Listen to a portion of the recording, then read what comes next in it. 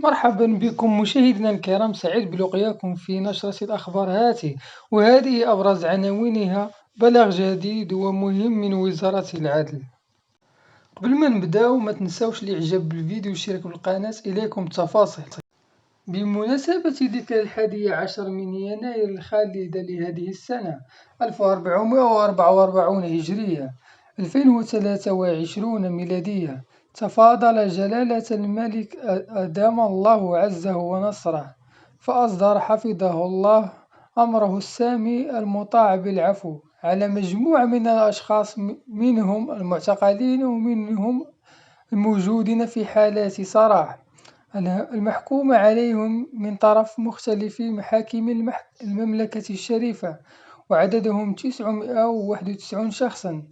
أبقى الله سيدنا المنصور بالله زخرا وملاذا لهذه الأمة ومنبعا للرأفة والرحمة، وعاد أمثال هذا العيد على جلالته بالنصر وتمكين، وأقر عينه بولي العهد صاحب السمو الملك الجليل مولاي الحسن وجميع أفراد الأسرة الملكية الشريفة، إنه سميع مجيب والسلام.